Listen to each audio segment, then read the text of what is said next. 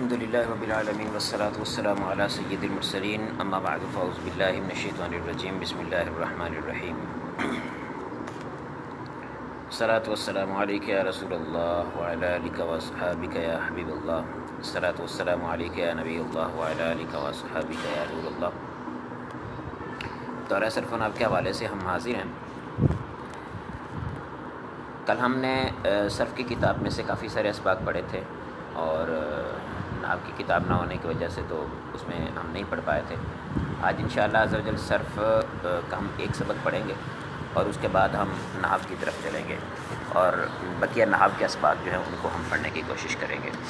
تو ابتداً ہم صرف کی کتاب ہی کو پڑھتے ہیں اور صرف میں سے کچھ اسباق پڑھ کے ایک سبق پڑھ کے اس سبق پڑھنے کے بعد پھر ہم ادھر چلے جائیں گے۔ کل ہم نے آخری جو چیز پڑھی تھی وہ ہفت اقسام پڑھے تھے۔ تو ہفت اقسام کے اندر ہم نے جتنے بھی ہفت اقسام ہیں مکمل پڑھ لیے تھے، ناقص، لفیف وغیرہ سب مکمل کر لیا تھا۔ اس کے بعد فعل کی کچھ اقسام کی گئی ہیں۔ یہ جو فعل کی اقسام ہیں مختلف اعتبار سے ہیں۔ پہلے نمبر پر یہاں پر فعل کی قسم کر رہے ہیں، تقسیم کر رہے ہیں، کہتے ہیں حروف اصلیہ کی تعداد کے اعتبار سے فعل کی دو قسمیں ہیں۔ حروف اصلیہ کی تعداد کے اعتبار سے یعنی حروف اصلیہ اس کے کتنے ہوں گے، 3 ہوں گے یا 4 ہوں گے۔ یہ کل بھی میں نے اس کی طرف اشارہ کیا تھا۔ تو جس فعل کے حروف اصلیہ جو ہیں وہ 3 ہوں تو اس کو ثلاثی کہتے ہیں، اور جس کے حروف اصلیہ 4 ہوں اس کو رباعی کہتے ہیں۔ اس اعتبار سے اس کی ثلاثی اور رباعی دو قسمیں ہیں۔ پھر اسی رباعی اور ثلاثی جو ہے انہی کی مزید آگے تقسیم ہو جاتی ہے کہ ثلاثی ہے تو اس میں پھر حروف اصلیہ ہی ہیں، حروف اصلیہ کے علاوہ کوئی اور حروف نہیں ہیں، یا حروف اصلیہ ہیں اور اس کے ساتھ کچھ اور حروف بھی ہیں۔ اگر صرف حروف اصلیہ ہیں اور کوئی زائد حروف نہیں ہے تو اس صورت کے اندر اس کو ہم ثلاثی مجرد کہہ دیتے ہیں، اور اگر حروف اصلیہ کے ساتھ ساتھ کچھ زائد حروف بھی ہیں تو اس کو ہم ثلاثی مزید فی کہہ دیتے ہیں۔ دوسری تقسیم بیان کر رہے ہیں حروف علت کے اعتبار سے۔ کہتے ہیں حروف علت کے اعتبار سے فعل کی 4 قسمیں ہیں: فعل صحیح، فعل محموز، فعل مضاعف اور فعل معطل۔ اب اس مثال پر آج ایک طالب علم نے اعتراض بھی کیا تھا۔ انہوں نے کہا تھا کہ حروف علت کے اعتبار سے جبکہ اس میں تو صحیح بھی ڈال دیا، محموز بھی ڈال دیا، مضاعف بھی ڈال دیا، جبکہ یہ تو صحیح نہیں ہوتے، یعنی یہ تو معطل نہیں ہوتے، اس میں حرف علت نہیں ہوتا۔ تو یہاں پر حروف علت کے اعتبار سے جو فعل کی 4 قسمیں کر رہے ہیں، اس کا مطلب یہ ہے کہ حروف علت پائے جانے یا نہ پائے جانے کے اعتبار سے یہ فعل کی 4 قسمیں ہیں، کہ یعنی ایسا فعل کہ جس کے اندر حروف علت پائے جاتے ہیں یا نہیں پائے جاتے۔ اگر پائے جاتے ہیں تو پھر کہاں پایا جاتا ہے اس کے اعتبار سے، اور نہیں پائے جاتے تو پھر اس کی کون کون سی صورتیں بنتی ہیں۔ اگر حرف علت نہیں پائے جاتے تو یا تو وہ صحیح ہوگا یا مضاعف ہوگا یا پھر وہ جو ہے وہ محموز ہوگا۔ لیکن اگر حروف علت پائے جاتے ہیں تو پھر اس صورت میں وہ معطل ہوگا۔ معطل کی دیگر مکمل تقسیم ہم نے کل پڑھ لی تھی۔ مثال ہے، اجوف ہے، ناقص ہے، لفیف مقرون ہے، لفیف مفروق ہے، اور اسی طرح سے مثال واوی، مثال یائی، اجوف واوی، اجوف یائی، معطل واوی ہے، معطل یائی ہے، یہ وہ ساری قسمیں ہم نے کل پڑھ لی تھی۔ اس کے بعد زمانے کے اعتبار سے بیان کر رہے ہیں۔ کہتے ہیں زمانے کے اعتبار سے فعل کی جو ہیں وہ 3 قسمیں ہیں: فعل ماضی، فعل مضارع اور فعل امر۔ اصل میں زمانے کے اعتبار سے فعل کی 2 قسمیں ہیں۔ فعل ماضی جو ہے یہ اور فعل مضارع، یہ دونوں جو ہیں یہ خبر دینے کے لیے آتے ہیں، یہ بتانے کے لیے آتے ہیں کہ کوئی کام جو ہے وہ کسی خاص زمانے کے اندر واقع ہوا ہے۔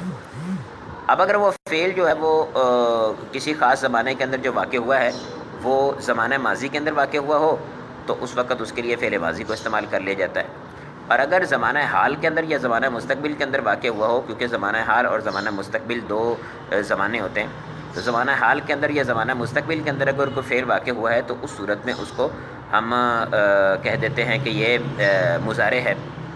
امر کسی زمانے میں کسی بات کی خبر دینے کے لیے استعمال نہیں ہوتا۔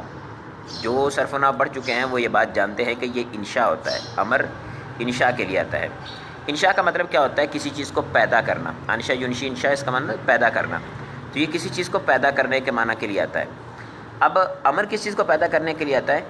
امر آتا ہے کسی کام کے کرنے کو طلب کرنا۔ مثال کے طور پر کوئی کہتا ہے کہ ادرب، تو مار، تو مطلب کیا ہے کہ اس سے مارنے کا مطالبہ کیا جا رہا ہے، مارنے کے فعل کے کرنے کا مطالبہ کیا جا رہا ہے کہ تو مارنے کا فعل کر، اسی طرح سے اب اس میں زمانہ مستقبل میں مارنے کے فعل کا مطالبہ کیا جا رہا ہے، اس اعتبار سے اس کو کہہ دیتے ہیں کہ زمانہ مستقبل کے ساتھ تعلق ہوتا ہے، وگرنہ خبر وغیرہ دینے کے اعتبار سے اس کا زمانہ مستقبل کے ساتھ کوئی تعلق نہیں ہوتا، آپ فی الحال ہی اس سے مطالبہ کر رہے ہوتے ہیں کہ تم ایسا کرو۔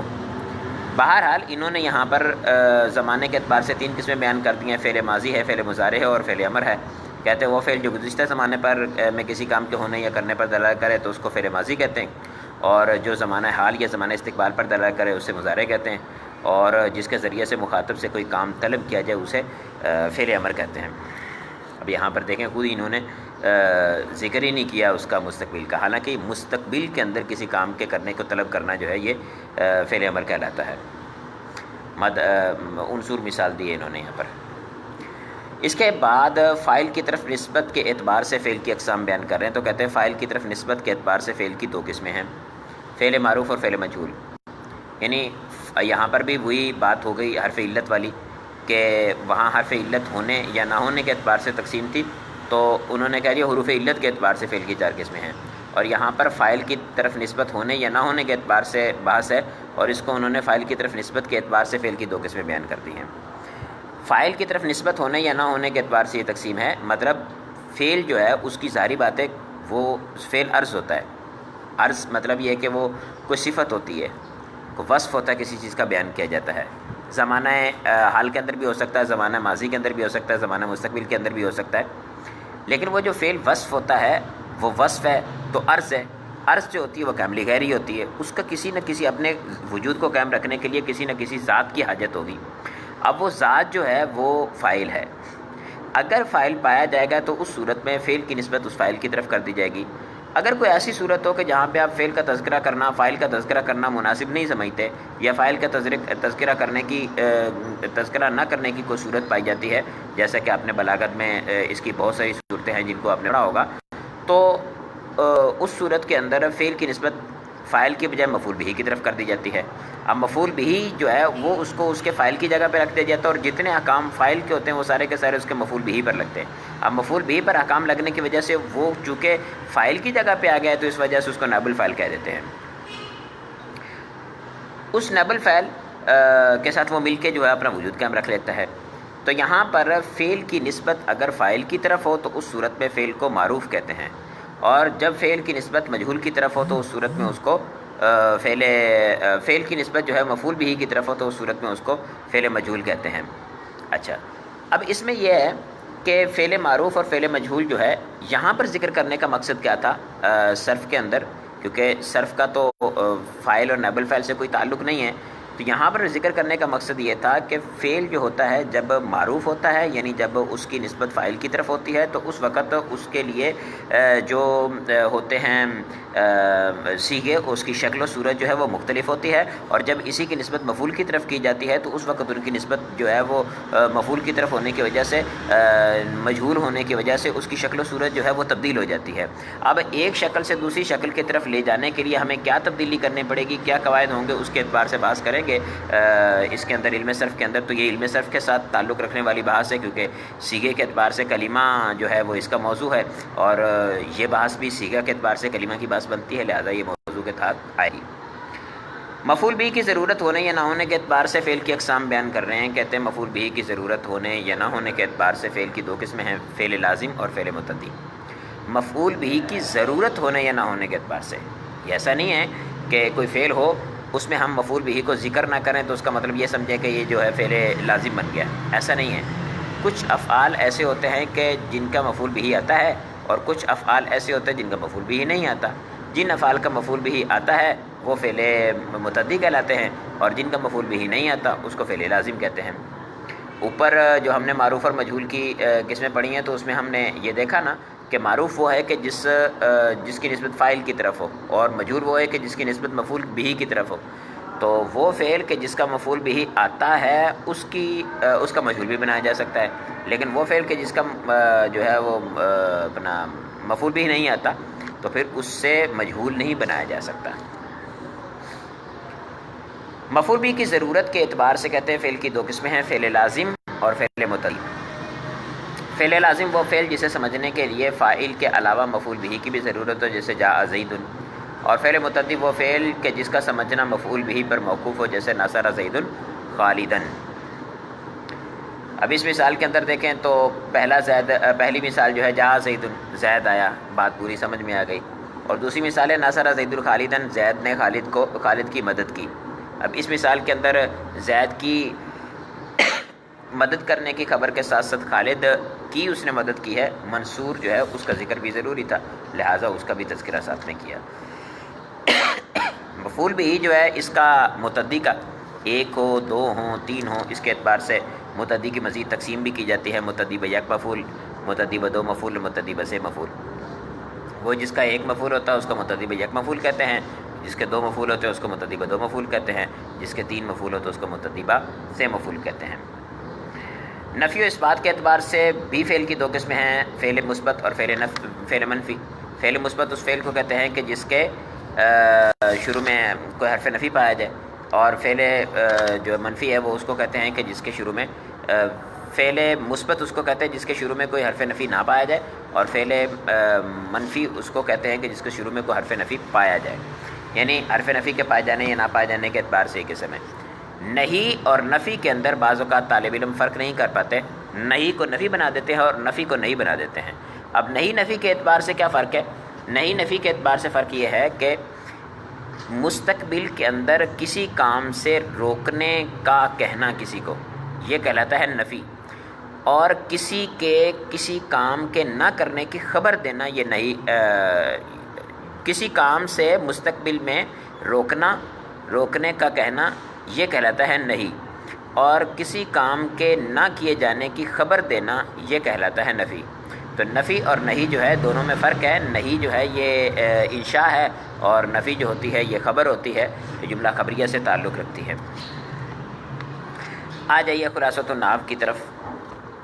تو خلاصۃ النحو جو ہے اس کے اندر ابتداءً استاد صاحب نے یہاں پر کچھ ایسی چیزیں بیان فرمائی ہیں کہ جن کا ہر طالب علم کو ویسے بھی پڑھنا ضروری ہے، آگے جا کے کتاب کے اندر اس کا استعمال ہوتا ہے اور ضرورت پیش آتی ہے، تو اس وجہ سے کچھ اصطلاحات شروع کے اندر بیان فرمائی ہیں۔ ان اصطلاحات کا میں تھوڑا ہلکا پھلکا بیان کر دیتا ہوں، بس ہلکا سا پڑھ ہی دوں گا، باقی ان کو سمجھنے کی کوئی اتنی زیادہ ضرورت نہیں ہے۔ پہلے بیان کر رہے ہیں کہ ایک زبر، ایک زیر اور ایک پیش کو حرکت کہتے ہیں، تینوں کو حرکات ثلاثہ کہتے ہیں، اور ہر حرف جس حرف پر کوئی حرکت ہو اسے متحرک کہتے ہیں۔ اچھا، اس کے بعد کہہ رہے ہیں کہ دو زبر، دو زیر اور دو پیش کو تنوین کہتے ہیں، اور جس پر تنوین ہو اسے منون کہتے ہیں۔ وہ اسم جس پر تنوین ہو اسے منون کہتے ہیں، منون نہیں، مفعول کا صیغہ، یعنی جس پر تنوین لائی گئی۔ تو تنوین تفعیل کے وزن پر یہ باب اپنا جو ہے وہ افتعال سے میرے خیال میں باب تفعیل سے تعلق رکھتی ہے نا۔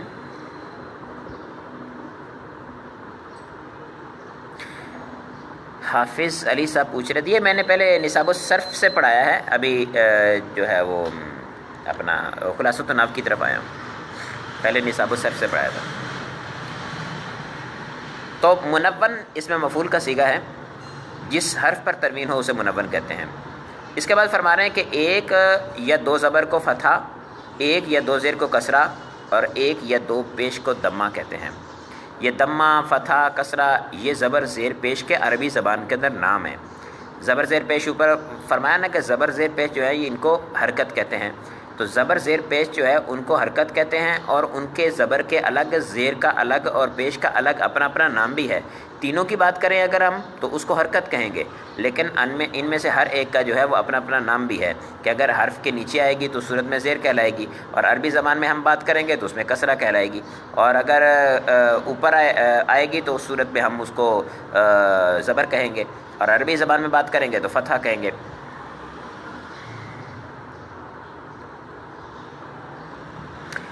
واٹس ایپ نمبر میرا جو ہے وہ اسی پیج کے اوپر موجود ہیں، پیج کے اوپر آپ دیکھیں تو 2 نمبر میرے پیج کے مین جو ہے وہ کیا کہتے ہیں اس کو بیک گراؤنڈ جو ہے اس پہ تصویر میں 2 لگے ہوئے ہیں نمبر، دونوں نمبر میرے اپنے واٹس ایپ کے ہیں، لیکن سوالات جو ہے وہ میں زونگ کے نمبر پر اس کے جوابات دیتا ہوں۔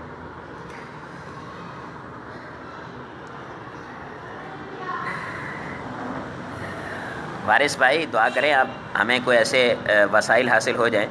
ابھی تو کچھ بھی میرے پاس نہیں ہے، بس کچھ نہ ہونے سے کچھ ہونا بہتر ہے، اسی کے تحت میں نے یہ اسٹیپ اٹھایا ہے.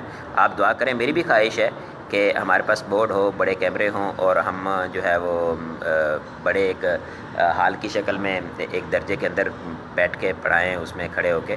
تو خواہشات ہیں، دعا کریں انشاءاللہ عز و جل. ایک سٹیپ اٹھایا ہے تو کہیں نہ کہیں جا کے اختتام ہوگا نا اس کا، میں ساری خواہشات بھی پوری ہو جائیں گی.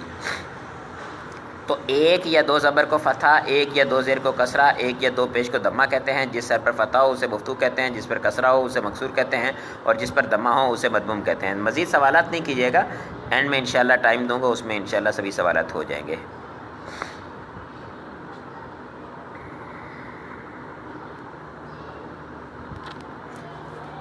جی یوٹیوب پر میں نے اپلوڈ کیا ہے. کل والا جو ہے یوٹیوب پر اپلوڈ کر دیا، یہ والا جو ہے یوٹیوب پر ریکارڈ ہونے کے بعد اپلوڈ کر دوں گا.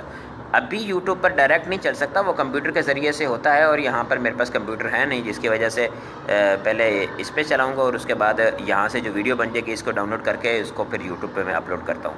کل والا میں نے یوٹیوب پہ اپلوڈ کر دیا ہے، یہ والا جو ہے یہ انشاءاللہ عز و جل اس کے اختتام کے بعد میں یوٹیوب پہ اپلوڈ کر دوں گا. الف سے فرماتے ہیں الف سے یا تک، الف سے یا تک تمام حروف کو حروف تہجی کہتے ہیں. اچھا، اس کے بعد فرما رہے ہیں کہ جس حرف پر فتح ہو اسے مفتوح کہتے ہیں، جس پر کسرہ ہو اسے مکسور کہتے ہیں، اور جس پر دمہ ہو اسے مدموم کہتے ہیں.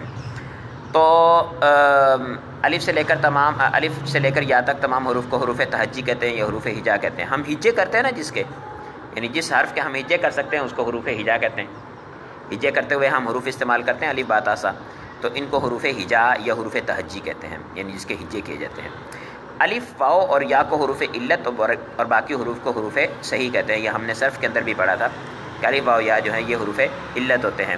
جب بندہ کوئی بیمار ہوتا ہے نا تو اس کی زبان سے جو ہے وہ اسی طرح کے کچھ الفاظ نکلتے ہیں، اس طرح سے الفاظ نکلتے ہیں نا، تو یہی الف واو یا میں سے تین حروف میں سے کوئی سا حرف نکلتا ہے اس کی زبان سے بلا اختیار جو نکلتے ہیں الفاظ، تو علت بیماری کو کہتے ہیں. تو بیماری کے ٹائم میں نکلنے والے جو حروف ہیں اس کو حروف علت کہتے ہیں. بقیہ یہاں پر ان کا حروف علت کا اپنا ایک مقام ایک کام ہے. حروف علت کے علاوہ جتنے بھی تمام حروف ہیں ان سب حروف کو حروف صحیح کہتے ہیں. اس کے بعد علامت دی ہوئی ہے جزم کی. جزم کی علامت آپ جانتے ہیں جس طرح کی قرآن پاک کے اندر ہوتی ہے. کہتے ہیں اس کو سکون، اور جس حرف پر سکون ہو اسے ساکن کہتے ہیں. جس الف پر کوئی حرکت یا سکون آ جائے اسے حمزہ کہتے ہیں. الف جو ہے یہ ایک الگ حرف ہے، حمزہ جو ہے یہ الگ حرف ہے. پہچان کے لیے بچوں کو یہ بتایا جاتا ہے کہ جس الف کے اوپر حمزہ آ جائے، جس الف کے اوپر زبر زیر پیش آ جائے اس کو حمزہ کہتے ہیں. جبکہ حقیقت کے اندر بات یہ ہے کہ جو ہوتی ہے حمزہ جو ہوتا ہے وہ الگ ایک حرف ہوتا ہے، اور الف جو ہے یہ الگ حرف ہوتی ہے. آپ جدید عربی کے اندر اگر دیکھیں تو الف لگا کر اس کے اوپر یا اس کے نیچے حمزہ لگایا جاتا ہے. اوپر یا نیچے حمزہ لگانے کا مطلب کیا ہوتا ہے؟ بتانا مقصود ہوتا ہے کہ یہ جو اس کے اوپر جو نیچے حمزہ لگ رہا ہے یہ جو ہے وہ اپنا حمزہ ہے، الف نہیں ہے. اور جہاں پر بغیر حمزے کے موجود ہو تو وہاں یہ معلوم ہوتا ہے کہ یہ جی حمزہ ہے، اپنا وہ الف نہیں ہے، الف ہے حمزہ نہیں ہے. جو حمزہ زیادہ وصل کی صورت میں گر جائے اسے حمزہ وصلیہ کہتے ہیں، اور جہاں نہ گرے اسے حمزہ قطعیہ کہتے ہیں. اور جو حمزہ زائد نہ ہو اسے حمزہ اصلیہ کہتے ہیں. حمزہ اصلیہ کی تو سادہ سی پہچان یوں کر سکتے ہیں آپ کہ حمزہ اصلیہ جو حروف اصلیہ میں سے ہو تو اسے حمزہ اصلیہ کہیں گے. حروف اصلیہ کیسے پہچانے جاتے ہیں اس کا میں نے صرف کے اندر بیان کیا تھا. تو حمزہ اصلیہ اسے کہتے ہیں جو حرف اصلی ہو. حمزہ قطعیہ ہوتا زیادہ ہے، یعنی حرف اصلی نہیں ہوتا، لیکن زیادہ ہونے کے ساتھ ساتھ جو ہے یہ باقی رہتا ہے. یعنی ایسا نہیں ہوتا کہ اس کے ساتھ کوئی چیز، کوئی متحرک لفظ جو ہے اس کے ساتھ آ کے ملا جس کی وجہ سے اس کو گرا دیا گیا. اور حمزہ وصلی جو ہوتا ہے وہ حقیقت اندر کیا ہے کہ حمزہ وصلی کلام میں اس وقت لایا جاتا ہے کہ جب کلام میں کلمے کی ابتدا ساکن سے ہو رہی ہو. اور ساکن سے ابتدا کرنا ممکن نہیں ہے. ہم جانتے ہیں کہ کسی حرف کا شروع ابتدا ساکن ہو تو اس سے ابتدا نہیں کر سکتے، ہم اس سے کلام کو شروع نہیں کر سکتے. جب ساکن سے ابتدا نہیں کی جا سکتی تو پھر اس وجہ سے ساکن سے ابتدا کرنے کے لیے ہمیں کسی نہ کسی چیز کا سہارا لینا پڑتا ہے، تو وہاں پر ہم حمزہ وصلی کو ایڈ کرتے ہیں۔ کچھ مصادر ہیں جن کے اندر حمزہ وصلی کو ایڈ کیا جاتا ہے، اسی طرح سے کچھ جو ہے وہ افعال ہیں جن کے اندر حمزہ وصلی کو لگایا جاتا ہے، کچھ ماضی کے امر کے افعال ہیں جن کے اندر حمزہ وصلی کو لگایا جاتا ہے۔ تو چند مقامات ہیں جہاں پر حمزہ وصلی کو لگایا جاتا ہے۔ الف لام جو ہوتا ہے تعریف کا، اس میں بھی حمزہ وصلی کو لگایا جاتا ہے۔ تو حمزہ وصلی جو ہے وہ ہوتا ہے کہ جو وصل کے لیے لایا گیا ہوتا ہے کہ ہم اس کے ذریعے سے گفتگو کر سکیں، وگرنہ کسی مثال کے طور پر جیسے ہم کہتے ہیں کہ الحسن، اب الحسن میں لام ساکن ہے، لام تعریف کا ہے، یہ ساکن ہے، لام ساکن سے ہم ابتدا کرنا چاہے تو ابتدا ہو نہیں سکتی، تو اس کے لیے ہمیں ضروری ہے کہ شروع میں ہم حمزہ وصلی لگائیں۔ جب ہم حمزہ وصلی لگاتے ہیں تو پھر ہم کیا پڑھتے ہیں؟ الحسن، اب اس کے ساتھ ہم ابتدا کر سکتے ہیں۔ ویسے ہم لل حسن، لی حسن، اس طرح سے یعنی وہ ہم غیر عربی جو ہیں وہ بھی اس سے ابتدا ساکن سے ابتدا نہیں کر سکتے، تو عرب کیسے کر سکیں گے؟ تو ساکن سے ابتدا نہیں ہو سکتی، اس وجہ سے اس کے ساتھ حمزہ وصلی لگایا جاتا ہے۔ اب حمزہ وصلی کس لیے لگایا گیا تھا؟ ضرورت کے پیش نظر کے ساکن ہے اور ساکن سے ابتدا نہیں ہو سکتی، لہٰذا حمزہ وصلی لگایا گیا۔ اس سے ماقبل کوئی حرف اور آ جاتا ہے، بھلے وہ ساکن ہو بھلے متحرک ہو، تو اس حرف کے ساتھ ملا کر ہم اس کو پڑھ لیتے ہیں، پھر اس صورت میں حمزہ وصلی کو پھر گرا دیتے ہیں۔ مثال کے طور پر یہی الحسن ہے تو اس کے شروع میں واو آ جائے تو ہم والحسن کر دیتے ہیں الحسن کی بجائے، تو اس میں حمزہ وصلی کو ہم گرا دیتے ہیں۔ اچھا، اس کے بعد فرما رہے ہیں کہ الف لام کو حرف تعریف اور تنوین کو حرف تنکیر کہتے ہیں۔ الف لام جو ہے اس میں اختلاف ہے، آپ لوگوں نے بڑی کتابوں کے قافیہ وغیرہ کے اندر، یہ ملا جامی کے اندر یہ بات پڑھی ہے کہ الف لام جو ہوتے ہیں یہ بعض علماء کہتے ہیں کہ الف لام دونوں حرف تعریف ہے، بعض علماء کرام فرماتے ہیں کہ لام حرف تعریف ہے، حمزہ ہے وہ وصلی ہے، اور بعض کہتے ہیں حمزہ حرف تعریف ہے اور حمزہ ندا کا بھی ہوتا ہے اور حمزہ جو ہے تعریف کا بھی ہوتا ہے، تو تعریف اور نداز میں فرق کرنے کے لیے درمیان میں لام لگا دیا گیا۔ بہرحال یہاں استاد صاحب یہ فرما رہے ہیں کہ الف لام جو ہے یہ اس کو حرف تعریف کہتے ہیں اور تنوین کو حرف تنکیر کہتے ہیں۔ تنوین یعنی وہ نون تنوین۔ 14 حروف کو حروف قمریہ اور حروف قمریہ کے علاوہ بقیہ حروف ہجا جو ہیں ان کو حروف شمسیہ کہتے ہیں۔ 14 حروف ان کا مجموعہ بیان کیا، حق کا، خوف، عجب، غم ہے۔ اس مجموعے کے اندر جتنے بھی حروف آتے ہیں، ہا ہے، کاف، الف، خا، واو، فا، عین، جیم، با، غین، میم، ہا، یا، یہ حروف جو ہیں یہ سارے کے سارے حروف قمریہ ہیں اور بقیہ سارے حروف شمسیہ ہیں۔ اب حروف قمریہ اور حروف شمسیہ بیان کرنے کا مقصد کیا تھا؟ حروف قمریہ اور حروف شمسیہ کو بیان کرنے کا مقصد یہ ہے کہ جب ہم کسی اسم پر الف لام کو داخل کرتے ہیں تو اس صورت کے اندر اس کے بعد دیکھتے ہیں کہ حروف شمسیہ میں سے کوئی آ رہا ہے یا اس میں حروف قمریہ میں سے کوئی آ رہا ہے۔ اگر حروف شمسیہ میں سے آ رہا ہو تو اس صورت میں اس میں ادغام کیا جاتا ہے اور الف لام میں سے لام کو نہیں پڑھا جاتا۔ مثال کے طور پر شمس ہے، اس کے شروع میں شین آ رہا ہے تو ہم کیسے پڑھتے ہیں؟ الشمس، ٹھیک ہے۔ تو ستار ہے، اس کے شروع میں سین آ رہا ہے تو ہم کیا پڑھتے ہیں؟ الستارو، ٹھیک ہے۔ تو حمزہ پڑھتے ہیں، لام نہیں پڑھتے، اس کا ادغام ہو جاتا ہے۔ لیکن جن کے شروع کے اندر حروف قمریہ آ رہی ہوں تو وہاں پر ہم لام کو پڑھتے ہیں، جیسے القمرو، القمر پڑھا تو لام جو ہے وہ اس کو پڑھا جا رہا ہے۔ اچھا، جب ایسے لفظ پر الف لام داخل ہو جس کا پہلا حرف حرف شمسی ہو تو الف لام کے لام کو حرف شمسی میں مدغم کر کے پڑھیں گے، یعنی لام کا تلفظ نہیں کریں گے، جیسے الشمس۔ علم نحو کی تعریف بیان کر رہے ہیں، کہتے ہیں کہ ایسے قواعد کا علم جن کے ذریعے سے اسم، فعل اور حرف کے آخر کے احوال اور ان کو آپس میں ملانے کا طریقہ معلوم ہو۔ تو ایسا علم کہ جس کے اندر کچھ قواعد بیان کیے جائیں گے، ایسے قواعد کہ جن کے ذریعے سے آپ اسم، فعل، حرف کے آخر کے احوال کو جانیں گے۔ آخر کے احوال کا مطلب یہ ہے کہ آخر میں زبر آئے گی، زیر آئے گی، پیش آئے گی، واو الف آئے گی، واو آئے گی، یا آئے گی، یعنی اعراب آئے گا یا نہیں آئے گا، آئے گا تو کس طرح کا آئے گا، یہ ساری بات جو ہے وہ اس اندر ہوگی۔ دوسرا، ایک کلمے کو دوسرے کلمے کے ساتھ ملانا۔ کل ایک اسلامی میں میرے سے پوچھ رہے تھے دوبارہ سے کہ یہ آپ نے کہا ہے کہ ان چیزوں کے اندر محصور ہوتا ہے عامل، معمول اور عمل اور جو ہے وہ جملہ فعلیہ اور جملہ جو ہے اسمیہ کے اندر، تو یہاں تعریف کے اندر ہم تھوڑا غور و فکر کریں تو میرے خیال میں یہاں پہ بھی ہمیں سمجھ میں آ جائے گی کہ یہی بات بحث ہونی ہے پوری نحو کے اندر۔ اسم فعل حرف کے آخر کے حوال کو ہم نے جاننا ہے. آخر کے حوال کا مطلب ہے کہ اس میں وہ مورب ہے، یہ مبنی ہے. مبنی ہے تو کون سے مبنیوں میں سے آئے گا؟ مبنی الاصل ہے، یہ مبنی الاصل کے علاوہ ہے. اور مورب ہوگا تو اس صورت میں یہ مرفوع ہوگا، منصوب ہوگا، یہ مجرور ہوگا.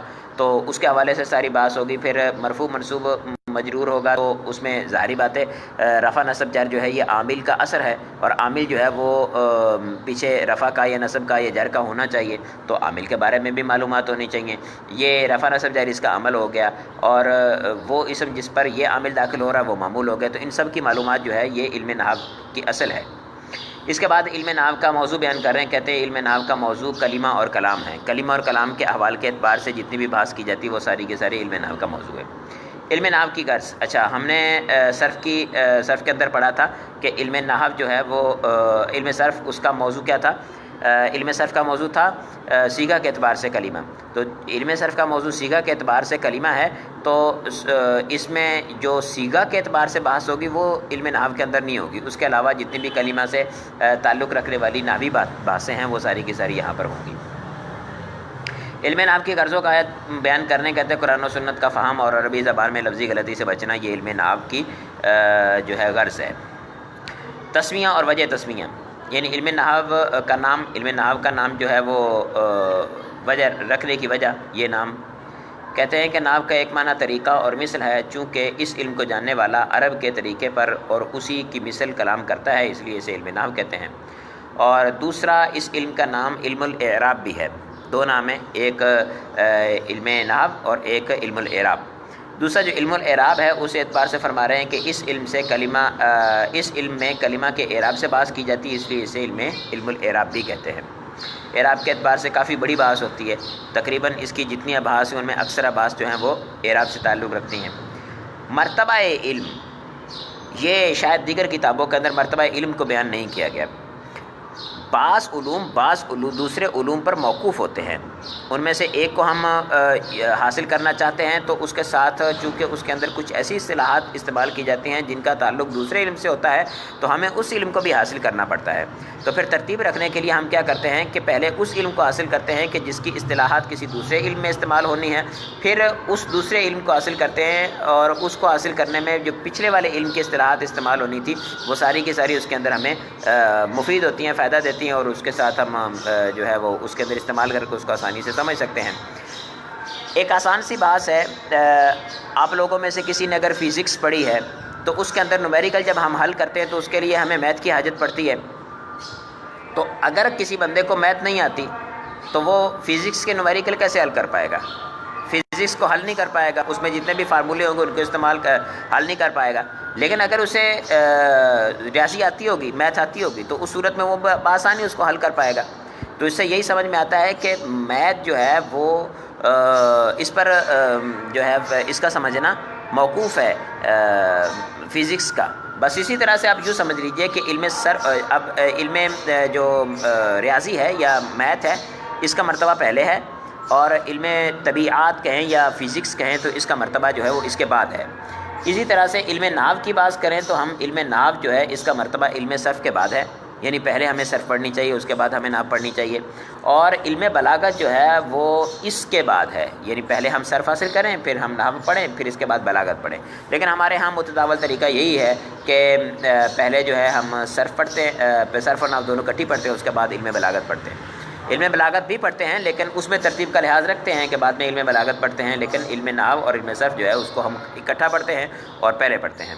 اچھا، اس کے بعد فرماتے ہیں کہ علم نحو کا حکم، کوئی بھی علم ہوتا ہے اس کا کوئی نہ کوئی خاص حکم ہوتا ہے. حکم کا مطلب فقہی اعتبار سے، شرعی اعتبار سے حکم. تو فرماتے ہیں شرعی اعتبار سے نحو کا حاصل کرنا واجب علی الکفایہ ہے. نحو کو حاصل کرنا واجب علی الکفایہ ہے. اب نحو کو حاصل کرنا جو ہے یہ واجب علی الکفایہ، اس کا مطلب کیا ہے؟ مطلب یہ ہے کہ ہمارے کسی علاقے کے اندر ایک نحوی موجود ہے جس کے پاس نحو کا علم حاصل ہے، تو ہمیں جتنے بھی افراد موجود ہیں وہ سارے کے سارے نحو کے فرض سے سبکدوش ہو جائیں گے. اور اگر کسی کو بھی نحو نہیں آتی تو سب کے سب گناہ گار ہوں گے. نحو کا علم حاصل کرنا جو ہے وہ فرض علی الکفایہ کیوں ہے؟ سب سے بڑی وجہ یہ ہے اس کی، ہم نماز پڑھتے ہیں، مفسدات نماز میں ہم نے یہ پڑھا ہوگا کہ مفسدات نماز میں اگر کوئی ایسی غلطی ہم نماز کے اندر کرتے ہیں، نماز کے اذکار کے اندر یا نماز کی قرات کے اندر ہم ایسی غلطی کرتے ہیں کہ جس سے معنی فاسد ہو جائے، معنی تبدیل نہیں، معنی فاسد ہو جائے، یعنی تبدیل ہونے کے ساتھ ساتھ فاسد بھی ہو جائے، تو اس صورت کے اندر نماز ہماری ٹوٹ جاتی ہے۔ نماز میں جب معنی فاسد ہوگا تو اس کی بندے کی نماز ٹوٹ جائے گی۔ کسی بندے کا کہ نماز میں کوئی غلطی ہوئی، اس کو پتہ چلا کہ میں نے یہ غلطی کر لی ہے، اس نے کسی سے آ کے پوچھا کہ میں نے یہ غلطی کی ہے تو اس سے میری نماز فاسد ہوگی یا نہیں ہوگی۔ اگر اس بندے کو نحو نہیں آتی تو وہ کیسے بتائے گا کہ اس سے فاسد ہوا یا نہیں ہوا معنی اس کا؟ یعنی معنی فاسد بتانے کے لیے ہمیں نحو کی حاجت پڑے گی، اور جس وجہ سے یعنی نماز کی صحت جو ہے اس کا مطلب یہ ہے کہ وہ اس پر موقوف ہے، نحو پہ۔ تو نماز فرض ہے تو جو موقوف علیہ ہے وہ فرض ہے، تو موقوف جو ہوگا وہ بھی جو ہے فرض ہو جائے گا۔ موقوف فرض ہے تو موقوف علیہ بھی فرض ہو جائے گا۔ ما بہ الاستمداد، ہم نحو پڑھتے ہیں تو نحو میں ہم کس چیز کی مدد سے ہم علم نحو حاصل کریں؟ فرماتے ہیں کہ نحو کے قواعد بنانے اور ان کو ثابت کرنے کے لیے قرآن و حدیث اور خالص کلام عرب سے مدد لی جاتی ہے۔ یعنی نحو جو ہے اس کو پڑھنے کے لیے ہمیں کلام عرب میں تتبع کرنا پڑے گا، قرآن و حدیث میں تتبع کرنا پڑے گا۔ خالص کلام عرب تو ظاہری بات ہے یہ قرآن و حدیث ہی ہوتے ہیں، اس کے علاوہ جو ہے وہ شعراء کے شعر ہوتے ہیں اور ان سے ہم مدد لے سکتے ہیں۔ یعنی نحوی قواعد جتنے بھی بنائے گئے ہیں وہ سب کے سب اس سے بنائے گئے ہیں۔ اب ہمیں کوئی نحوی قاعدہ ثابت کرنے کی حاجت ہوتی ہے تو اس کے لیے ہمیں قرآن و حدیث کی طرف رجوع کرنا پڑے گا یا پھر خالص کلام عرب کی طرف رجوع کرنا پڑے گا۔ قرآن و حدیث کی طرف رجوع کرنے کا مطلب یہ ہے کہ قرآن و حدیث جو ہے وہ یعنی اس میں ہم کو نحوی قاعدہ جو ہے وہ فقہی طور پر ثابت نہیں کریں گے۔ ثابت کرنے کا مطلب یہ ہے کہ اس کے اندر بھی چونکہ قرآن پاک کے اندر یا حدیث پاک کے اندر بھی عربی زبان ہے نا، عربی زبان ہے، اور وہ اسی خالص کلام عرب کے دور کی ہی عربی ہے، تو اس وجہ سے اس کے اندر ہمیں کافی ساری مدد مل سکتی ہے۔ اس کے بعد فرما رہے ہیں علم نحو کا واضح، یعنی علم نحو کو بنانے والا کون ہے؟ ابتداءً کس نے علم نحو کو بنایا؟ تو کہتے ہیں علم نحو کے واضح کے میں 3 نام آتے ہیں۔ خلیفہ ثانی حضرت سیدنا عمر بن خطاب رضی اللہ تعالیٰ عنہ، خلیفہ رابع حضرت سیدنا علی بن ابی طالب رضی اللہ تعالیٰ عنہ، سیدنا ابو الاسود دہلی رضی اللہ تعالیٰ عنہ۔ تو حضرت عمر بن خطاب رضی اللہ تعالیٰ عنہ کے حوالے سے تو میں نے نہیں پڑھا، حضرت سیدنا علی مرتضیٰ رضی اللہ تعالیٰ عنہ جو ہے ان کے حوالے سے میں نے پڑھا ہے کہ حضرت سیدنا علی مرتضیٰ رضی اللہ تعالیٰ عنہ کے دور حکومت کے اندر چونکہ سلطنت اسلامیہ بہت دور تک عجم تک پہنچ چکی تھی، وہ تو حضرت عمر رضی اللہ عنہ کے دور میں پہنچ چکی تھی، لیکن اس دور میں جو ہے انہوں نے دیکھا کہ لوگ قرآن پاک پڑھتے ہیں، احادیث پڑھتے ہیں، عربی کلام پڑھتے ہیں، لیکن اس میں بہت ساری فصیح غلطیاں کرتے ہیں، یعنی واضح غلطیاں کرتے ہیں۔ فصیح کا مطلب واضح غلطیاں کرتے ہیں۔ تو اس صورت کے اندر حضرت علی مرتضیٰ رضی اللہ تعالیٰ عنہ نے جو ہے وہ جب یہ غلطیاں دیکھی تو انہوں نے سوچا کہ کچھ نہ کچھ ہم ایسے قواعد بیان کریں کہ جن کے ذریعے سے یہ پتہ چل سکے کہ یہ ہم کلام جو کر رہے ہیں یہ عربی کے اعتبار سے درست ہے یا غلط ہے۔ تو مشہور زمانہ شاعر ہیں حضرت ابو الاسود دہلی رضی اللہ تعالیٰ عنہ، یہ سیدنا علی مرتضیٰ رضی اللہ تعالیٰ عنہ کے اصحاب میں سے تھے اور جو ہیں یہ تابعی ہیں۔ ان کو آپ نے حکم ارشاد فرمایا کہ تم جو ہے وہ اس پہ کچھ کام کرو۔ تو حضرت علی رضی اللہ تعالیٰ عنہ نے ابتداءً ان کو اسم فعل حرف کی تعریفات بیان کی اور بقیہ کام کر کے ان کو کہا، انہوں نے کچھ کام کیا۔ پھر ظاہری بات ہے جب ابتدا ہوتی کسی علم کی تو پھر بالکل ہی بنیادی باتیں ہوتی ہیں، اس کے بعد تفصیل ہوتی پھر تو ناویوں نے وہ کام کیا کہ دنیا ساری حیران ہے کہ اس علم کے اندر جتنی جو ہے وہ بحث کی گئی ہے اور اس علم کے اندر اس علم کے گرامر کے اعتبار سے جتنی تحقیق کی گئی ہے شاید ہی کسی زبان کے اعتبار سے کی گئی ہو، عربی زبان۔ علم نحو جب ہم پڑھتے ہیں تو اس کے اندر بہت ساری ایسی باتیں ہوتی ہیں کہ جن میں اختلاف بیان کیے جاتے ہیں، اور اختلاف میں ویسے تو بہت ساری شخصیات کا اختلاف ہوتا ہے، لیکن مشہور جو اختلاف ہوتے ہیں ہمارے وہ زیادہ تر کوفیوں اور بصریوں کے ہوتے ہیں، یعنی کوفیوں کا بصریوں کے ساتھ، بصریوں کا کوفیوں کے ساتھ اختلاف ہوتا ہے۔ تو مشہور نحویوں میں سے یہاں پہ کوفیوں اور بصریوں کے چند مشہور نحوی جو ہیں ان کا تذکرہ یہاں کر رہے ہیں۔ ان ناموں میں آپ ان کے تلفظوں کو ذہن میں رکھیے گا، یعنی طلبہ پڑھ تو لیتے ہیں لیکن تلفظ ان کے درست نہیں ہوتے ناموں کے، یہ تلفظ میں بیان کر رہا ہوں، اس کو آپ ذہن میں رکھیے گا۔ سیبویہ ہے، پھر خلیل ہے، یونس ہے اور اخفش ہے، قطرب ہے، مازینی ہے، زجاج ہے۔ یہ زجاج ہے، زجاج نہیں ہے۔ زجاج کہتے ہیں شیشے کو اور زجاج کہتے ہیں شیشے کا کام کرنے والا، یعنی شیشہ بیچتا ہے جو۔ ابن کیسان ہے، صرافی ہے، فارسی ہے، ابن جنی ہے، اور ان کو بصریین کہتے ہیں، یہ سارے کے سارے بصری نحوی ہیں۔ کسائی، امام کسائی رحمۃ اللہ تعالی علیہ ہیں، مبرد ہے، فرا ہے، ثعلب ہے، محمد الانباری رحمۃ اللہ تعالی علیہ، ان کو کوفیین کہتے ہیں، یعنی یہ سارے کے سارے کوفیین نحوی ہیں۔ سبق پہلا شروع ہو رہا ہے خلاصۃ النحو کا، اس کے اندر لفظ اور اس کے اقسام کی بات سے فرماتے ہیں کہ انسان جو بات بولتا ہے اسے لفظ کہتے ہیں، پھر جو لفظ بے معنی ہو اسے محمل کہتے ہیں جیسے دیز، اور جو لفظ با معنی ہو اسے موضوع یا مستعمل کہتے ہیں۔ یعنی جب ہم بولیں گے تو زبان سے نکلنے والا جو بھی بات ہوگی وہ ساری کی ساری یعنی لفظ ہی کہلائے گی، کیونکہ ما یتلفظ بالانسان لفظ کو کہتے ہیں۔ پھر اس کے بعد وہ لفظ جو ہے وہ واضح نے اس کو کسی معنی کے لیے وضع بھی کیا ہے یا نہیں کیا، اگر واضح نے وضع کیا ہے تو اس صورت میں اس کو موضوع کہیں گے، اور اگر وضع نہیں کیا تو اسے محمل کہیں گے۔ موضوع کی اقسام بیان کر رہے ہیں، کہتے ہیں موضوع لفظ کی دو قسمیں ہیں، مفرد اور مرکب۔ مفرد کیسے کہتے ہیں؟ وہ اکیلا لفظ کہ جو اپنا معنی ظاہر کرے اس کو کلمہ کہتے ہیں، اور اگر دو یا دو سے زائد الفاظ ملے ہوئے ہوں تو ان کا مجموعہ ہو تو اس کو مرکب کہتے ہیں۔ مفرد کی مثال جمل، اور مرکب کی مثال لیلۃ القدر۔ اب لیلۃ القدر کے اندر لیلہ ایک الگ اسم ہے اور قدر جو ہے یہ ایک الگ اسم ہے۔ زید جالس فی المسجد، اس میں زید الگ اسم ہے اور جالس الگ اسم ہے، جو ہے فی یہ اپنا الگ کلمہ ہے اور مسجد جو ہے یہ الگ کلمہ ہے۔ یہ 1 2 3 4 کلمات سے مرکب ہے، یعنی ایک یا ایک سے زائد جتنے بھی الفاظ مل کے بنے تو وہ مرکب ہوگا، اور اکیلا لفظ ہوگا جب معنی ظاہر کرے تو اس صورت میں وہ مفرد ہوگا۔ مرکب کے اقسام بیان کر رہے ہیں، کہتے ہیں مرکب کی دو قسمیں ہیں، مرکب ناقص اور مرکب تام۔ مرکب ناقص جس مرکب میں بات مکمل نہ ہو اسے مرکب ناقص کہتے ہیں، اور مرکب تام جس میں بات مکمل ہو جائے اسے مرکب تام کہتے ہیں۔ اچھا، مرکب ناقص کا اور نام بھی ہے، مرکب سے غیر مفید بھی کہتے ہیں، جیسے ماء البحر سمندر کا پانی ہے، ولد صغیر چھوٹا بچہ۔ اسی طرح سے مرکب تام جو ہے اللہ احد، اللہ ایک ہے۔ اب اس میں مکمل بات پوری ہمیں معلوم ہو رہی ہے، لا تکذب تو جھوٹ مت بول، اب اس میں بھی پوری بات سمجھ میں آ رہی ہے۔ مرکب تام کو مرکب مفید، جملہ اور کلام بھی کہتے ہیں، یعنی اس کے اور نام بھی ہیں کہ مرکب مفید بھی کہتے ہیں، جملہ بھی کہتے ہیں اور کلام۔ جملہ اور کلام کا لفظ جو ہے یہ ان کے لیے زیادہ استعمال ہوتا ہے۔ جملے کے اقسام بیان کر رہے ہیں، کہتے ہیں کہ یعنی جملہ مفید کلام کہیں یہ مرکب مفید کی اقسام ہے۔ یہ کہتے ہیں کہ جس جملے کا پہلا جز اسم ہو اسے جملہ اسمیہ کہتے ہیں۔ اس کے بارے میں میں کئی مرتبہ وضاحت کر چکا ہوں کہ جس کا پہلا اسم جو ہے جس کا پہلا جز اسم ہو اسے اسمیہ کہتے ہیں۔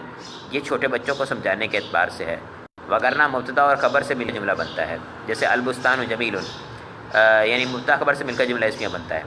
اور جس جملے کا پہلا جز فعل ہو اسے جملہ فعلیہ کہتے ہیں، جیسے نصر رجل۔ اسی طرح جس جملے کو سچا یا جھوٹا کہا جا سکے اسے جملہ خبریہ کہتے ہیں، جیسے انا کاتب۔ اور جس جملے کو سچا یا جھوٹا نہ کہا جا سکے اسے جملہ انشائیہ کہتے ہیں، جیسے انصر۔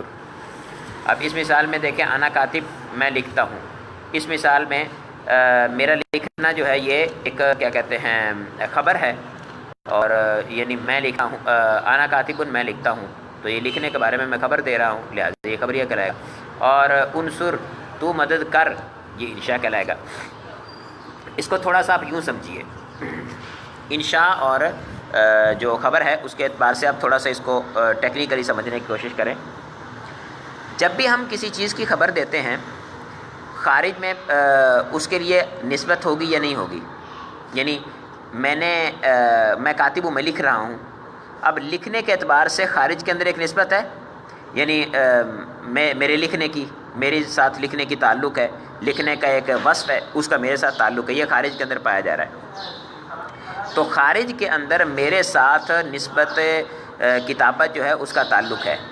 یہی کوئی بندہ اپنے کلام کے اندر یہ نسبت بیان کرتا ہے، کہتا ہے کہ ہوا کاتب، وہ کاتب ہے، وہ لکھ رہا ہے، ٹھیک ہے، تو اس نے کلام کے اندر بھی کاتب کی نسبت جو ہے وہ میری طرف کر دی۔ میں نے خارج کے اندر نسبت بھی موجود ہے اور کلام کے اندر بھی نسبت موجود ہے۔ جو کلام کی نسبت ہے وہ خارج کی نسبت کے مطابق ہے تو اس کو سچ کہیں گے۔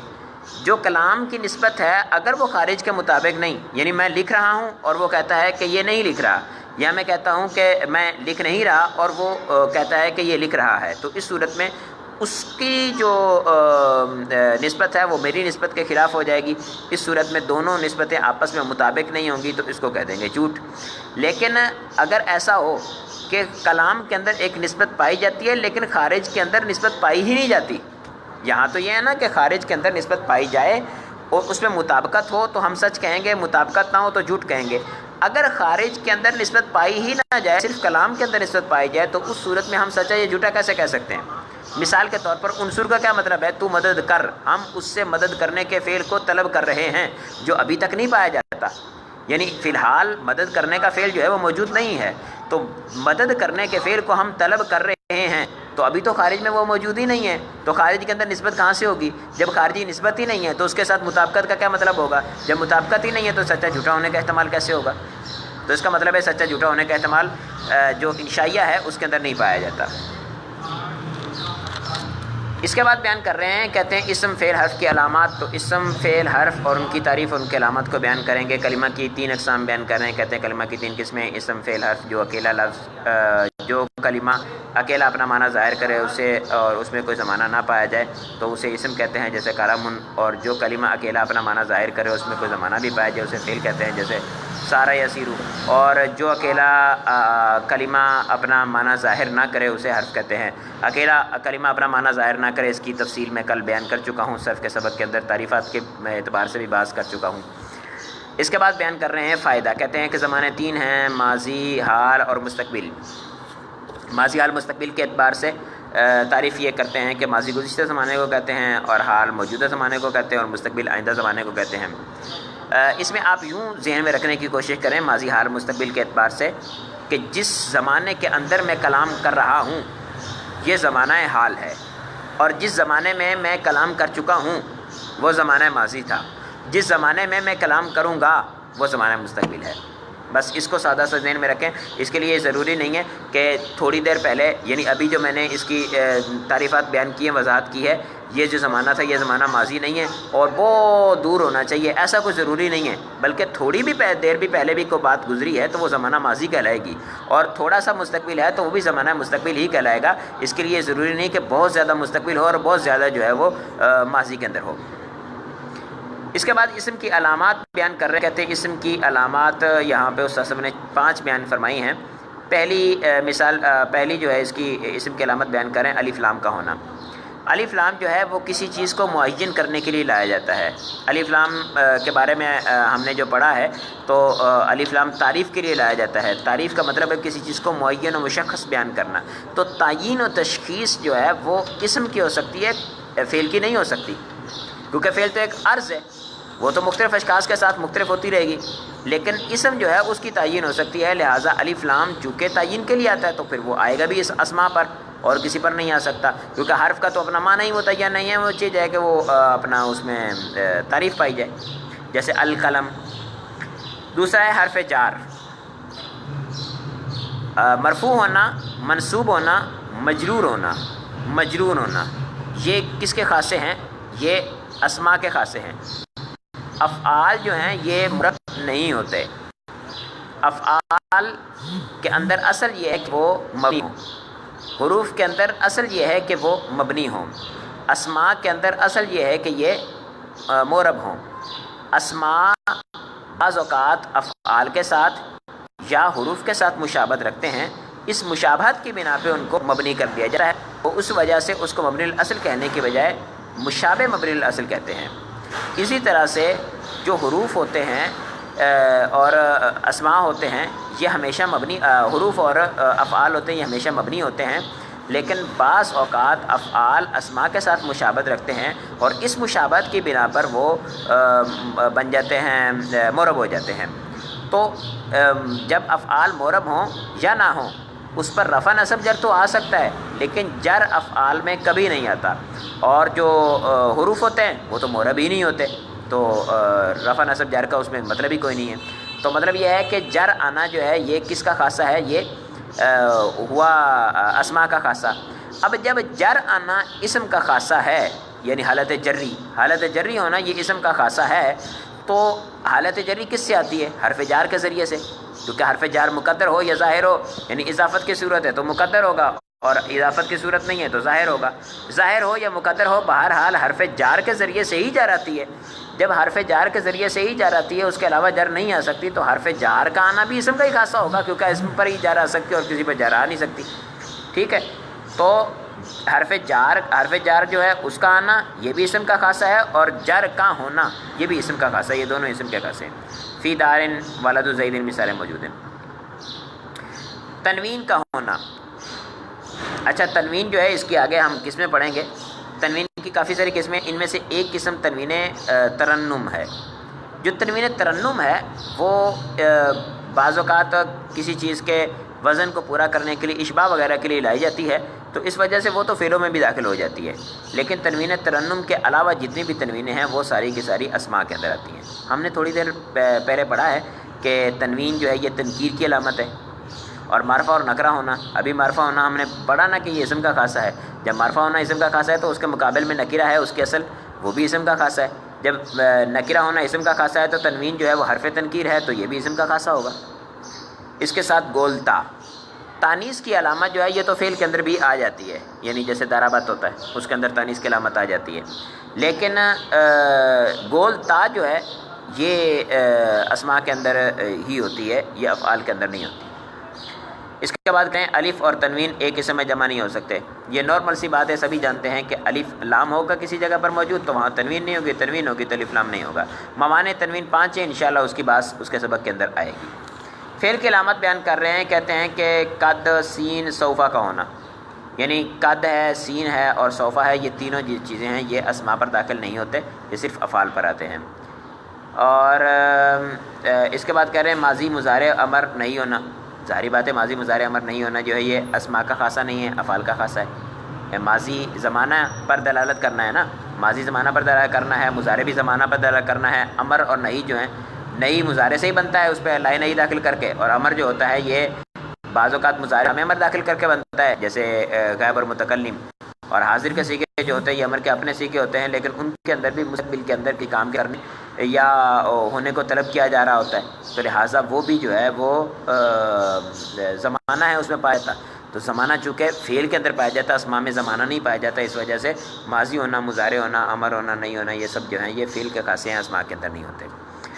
رہا حرف، تو اسم کی علامت بھی نہ پائی جائے، فعل کی علامت بھی نہ پائی جائے تو اس صورت میں وہ حرف ہوگا، یعنی اس کی اپنی ذاتی کوئی علامت نہیں ہے. اس کے بعد ہے معرفہ اور نکیرہ. معرفہ نکرہ کا سبق ہے تیسرا. فرماتے ہیں کہ جس اسم سے کوئی معین چیز سمجھی جائے اسے معرفہ کہتے ہیں، جیسے زید، اور جس اسم سے کوئی معین چیز نہ سمجھی جائے اسے نکرہ کہتے ہیں، جیسے حجر. زید کا مطلب زید خاص بندے کا نام ہے، اور حجر کوئی پتھر، دنیا میں کوئی بھی پتھر ہو سکتا ہے، اس کو حجر کہہ سکتے ہیں، تو وہ معین و مشخص نہیں ہے. زید معین و مشخص ہے. زید اس وجہ سے معین و مشخص ہے کہ وہ ایک خاص شخص کا نام ہے. آپ کے ذہن میں یہ سوال پیدا ہو سکتا ہے کہ زید ایک خاص شخص کا نام ہے اگر، تو یہ تو ہمارے محلے میں تو 4 زید پائے جاتے ہیں، ہمارے محلے میں 5 زید پائے جاتے ہیں، تو اس کا یہ مطلب نہیں ہے کہ یہ زیادہ زید پائے جا رہے ہیں تو زید ہے وہ معرفہ نہیں رہے گا. لیکن جب ہم بولیں گے زید کا لفظ تو ایک خاص شخص کے لیے بولیں گے. ایسا نہیں ہوگا کہ ہم زید کا لفظ بولیں اور اس سے محلے میں 4 جو افراد زید موجود ہیں وہ سارے کے سارے مراد ہو. کبھی بھی ایسا نہیں ہوتا، بلکہ جب ہم زید کا لفظ بولتے ہیں تو کسی خاص شخص کا مراد ہوتا ہے. اور بعض اوقات جب ہمارے ہاں یہی علم جو ہیں یہ کثرت کی وجہ سے ایک ہی شخص، ایک ہی نام جو ہے وہ مختلف اشخاص کا ہو جائے تو اس صورت میں یہ بھی نکرہ ہو جاتے ہیں. ان کو پھر معرفہ کرنے کے لیے ان کے ساتھ بھی کچھ خصوصیت لگانی پڑتی ہیں. مثال کے طور پر ہمارے جامعہ کے اندر جو ہے وہ عثمان نام کے کافی سارے طلبہ ہیں. اب عثمان نام کے جو کافی سارے طلبہ ہیں تو ان طلبہ کو ہم جب تشخیص اس میں خاص کرتے ہیں تو ہم عثمان کے ساتھ اس کی کوئی ایسی صفت لگاتے ہیں جس سے پتہ چلتا ہے یہ فلاں درجے کا عثمان ہے. یہ ایک درجے کے اندر بھی 3-4 عثمان ہیں تو اس میں بھی ہم ظاہر کرتے ہیں کہ یہ فلاں والے عثمان کو بلا کے لاؤ. تو اب عثمان نام تھا، علم تھا، خاص تھا، معرفہ تھا، لیکن دیکھیں زیادہ ہونے کی وجہ سے اس میں بھی تنکیر ہو گئی. اب اس تنکیر کو دور کرنے کے لیے ہمیں اور صفت کی حاجت ہے جو اس کے ساتھ لگے، جو اس میں خاصیت کو پیدا کرے. اسی طرح فرماتے ہیں کہ معرفہ کی فرماتے ہیں 7 قسمیں ہیں. اس میں ضمیر، اور اس میں علم، اس میں اشارہ، اس میں موصول، معرب باللام، معرب بالاضافہ، معرب بالاضافہ، اور بس اس میں معرفہ کی اقسام میں سے پہلی قسم جو ہے وہ ضمیر ہے. ضمیر کا مکمل ایک سبق آئے گا. ضمیر جو ہوتی ہے اس کی تعریف بیان کر رہے ہیں, کہتے ہیں وہ اسم جو متکلم, مخاطب اور غائب پر دلالت کرنے کے لیے کرے. تو انا, انتا, ہوا یہ اس میں ضمیر ہیں. اس کو ضمیر بھی کہتے ہیں, اس کو مضمر بھی کہتے ہیں, دونوں اس کے نام ہیں. یہ معرفہ ہوتے ہیں کیونکہ ضمیر جو ہوتی ہے وہ کسی شخص کا ایک مرتبہ تذکرہ کرنے کے بعد اس کے بعد دوبارہ جب اس کا تذکرہ کیا جاتا ہے تو اس کا نام یا اس کا علم یا اس کی جو ہے وصف اس کو بیان کرنے کے بجائے اس کی طرف ضمیر لوٹائی جاتی ہے. اب وہ خاص معین شخص ہوتا ہے جس کا تذکرہ پہلے کیا گیا, اسی کی طرف ضمیر لوٹائی جا رہی ہے, تو یہ بھی معرفہ ہوتی ہے. اس کے بعد کہتے ہیں کہ اس میں ضمیر کے علاوہ باقی ہر اسم کو اس میں ظاہر یا اس میں مظہر کہتے ہیں. یعنی اس میں ظاہر یا اس میں مظہر کہیں تو اس وقت مراد یہ ہوگا کہ ضمیر نہیں ہے, اور جب اس میں ضمیر کہیں تو اس وقت مطلب ہوگا اس میں ظاہر نہیں ہے. اس میں علم وہ اسم جو کسی شخص یا کسی جگہ یا کسی چیز کا خاص نام ہو, جیسے حاذا, حاذی, جیسے بکرن, مکہ, النحو. بکرن بندے کا نام ہے, بکر قبیلہ بھی ہے ایک اور اس قبیلے کا نام ہے. اور اسی طرح سے مکہ, مکہ ایک خاص شہر کا نام ہے, دنیا میں ایک ہی شہر پایا جاتا ہے جس کا نام مکہ ہے. نحو, نحو پہ الف لام داخل کیا ہے. النحو خاص, نحو کا ایک خاص علم ہے. ویسے نحو کا معنی جو ہے وہ بھی ہوتا ہے مثال, نحو کا معنی ارادہ, یہ بھی معنی ہوتے ہیں اس کے. لیکن نحو جو ہے یہاں پر الف لام جب لگایا تو اس سے پتہ چلا کہ یہ خاص کوئی نحو ہے. تو خاص نحو سے مراد کون سی نحو ہے؟ علم نحو, اور علم نحو کا یہ علم ہے النحو. اس میں اشارہ وہ اسم جس سے کسی چیز کی طرف کسی کی طرف اشارہ کیا جائے, جیسے حاذا, حاذی, ذالکا, تلکا. تو یہ سارے کے سارے اشارے ہیں. حاذا کے ذریعے سے اشارہ کیا جاتا ہے کسی معین چیز کی طرف, اس کا معنی ہوتا ہے یہ. اور حاذی یہ مؤنث کے لیے, ذالکا, تلکا, ان کا مکمل سبق آئے گا. یہاں پر صرف اتنا بتانا مقصود ہے کہ یہ سارے کے سارے جو ہیں یہ معرفہ ہوتے ہیں. اسم موصول وہ اسم جو بعد والے جملے سے مل کر کسی جملے کا جز بنتا ہے. تو یہ بھی الذی, اللتی, یہ سارے کے سارے جو ہیں یہ بھی اسم موصول, یہ بھی معرفہ ہوتے ہیں. ان کا بھی پورا سبق آئے گا. ان میں سے ہر ایک کا الگ الگ مکمل سبق آئے گا. علم کا نہیں آئے گا, ضمیر کا سبق آئے گا, اس میں اشارہ کا آئے گا, اس میں موصول کا آئے گا. معرف باللام کی بھی پورا ایک سبق آئے گا جس میں الف لام جو ہیں ان کی مثالیں بیان کی جائیں گی. معرف باللام وہ اسم جس کے شروع میں الف لام ہو, جیسے الکتاب. یعنی معرف باللام کو آپ یوں سمجھیے, جب ہم کسی چیز کا تذکرہ کرتے ہیں تو اس وقت ہم اس چیز کو بیان کرتے ہیں نکرہ کے طور پر, اگر کوئی چیز نکرہ ہے تو. پھر کچھ دیر بعد ہم اس نکرہ جو ہے اس کو جو نکرہ ہم نے ذکر کیا ہوتا ہے اس کو دوبارہ تذکرہ کرنا چاہتے ہیں, تو پھر اس کو ہم معرفہ ذکر کرتے ہیں. انگلش کے اندر اس کی جگہ پہ الف لام کی جگہ پہ THED یا دا, جسے مختلف تلفظ اس کے, یہ لفظ بولا جاتا ہے. بعینی ہی جو اس کا استعمال ہوتا ہے وہ سارا کا سارا الف لام کا استعمال ہوتا ہے عربی زبان کے اندر. تو معرب لام معین شخص کے لیے, معین چیز کے لیے بولا جاتا ہے. وہ اسم جس کے شروع میں الف لام ہو اسے معرب لام کہیں گے. معرب الاضافہ, یہاں پر پیچھے اس میں ضمیر بیان کیا گیا, اس میں علم بیان کیا گیا, اس میں اشارہ بیان کیا گیا, اس میں موصول بیان کیا گیا. معرب الاضافہ جو ہوتا ہے یہ ان میں سے کسی ایک کی طرف مضاف ہو تو اس کو معرب الاضافہ کہیں گے. وہ اسم جو معرفہ کی طرف مضاف ہو, اور معرفہ سے مراد یعنی یہ پیچھے جو 5 اسماء بیان کیے گئے, 5 معرفہ کی قسمیں بیان کی, ان میں سے کسی ایک کی طرف مضاف ہو جائے تو اس کو معرب الاضافہ کہیں گے. معرب ندا وہ اسم جس کے شروع میں حرف ندا ہو, جیسے یا راجلو. ظاہری بات ہے کسی بندے کو ہم پکاریں گے تو معین کر کے ہی پکاریں گے. ایسا تو نہیں ہوگا کہ ہم یہاں پہ بیٹھے ہوئے یا راجل پکار رہے ہوں اور بندہ موجود ہی نہ ہو. تو یا راجل, اچھا یہ ذہن میں رکھے گا معرب ندا اس وقت ہوگا جب وہ ندا سے پہلے نکیرہ ہو, کیونکہ رجل جو ہے یہ نکیرہ ہے. اب پکارنے سے پہلے نکیرہ تھا, جب ہم نے یا کے ذریعے سے اس کو معین کر لیا تو اب یہ معرفہ ہو گیا.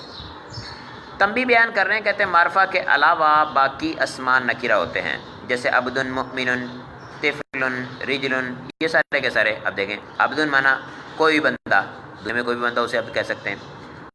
مومن کوئی مومن, طفل کوئی بچہ, رجل کوئی شخص. تو یہ سارے کے سارے جو ہیں یہ نکیرہ اسماء کہلائیں گے. اسماء کے اندر اصل جو ہے وہ تنکیر ہے, یعنی جو بھی اسم ہوگا وہ نکیرہ ہوگا. معرفہ ہونے کے لیے ان 7 قسموں میں سے کسی ایک قسم سے ہو تو معرفہ ہو جائے گا, اگر نہیں ہے تو وہ نکیرہ حالت پر باقی رہے گا. میں یہاں پر جتنی بھی باتیں ہوں گی ان کے اندر یہ بیان کرتا رہوں گا کہ یہ چیز اس میں اصل ہوتی ہے اور یہ چیز جو ہے اس میں فرع ہوتی ہے. تو اس کا فائدہ کیا ہوگا کہ کسی بھی چیز کو ڈھونڈنے کے لیے ہمیں اصل کو نہیں ڈھونڈنا پڑتا، فرع کو ڈھونڈنا پڑتا ہے. مثال کے طور پر ہمارے پاس کوئی بندہ لے کے آتا ہے لفظ، کہتا ہے کہ عبدن، کہ یہ اپنا نکرہ ہے یا معرفہ ہے؟ ہم کہتے ہیں نکرہ ہے، وہ کہتے ہیں نکرہ ہونے کی دلیل دو. تو بھائی نکرہ ہونے کی دلیل نہیں، نکرہ ہونا تو اصل پر ہے. آپ کہتے ہو اگر کہ یہ معرفہ ہے تو معرفہ ہونے کی دلیل دو. معرفہ کی 7 قسمیں ان میں سے کسی قسم میں آ رہا ہے.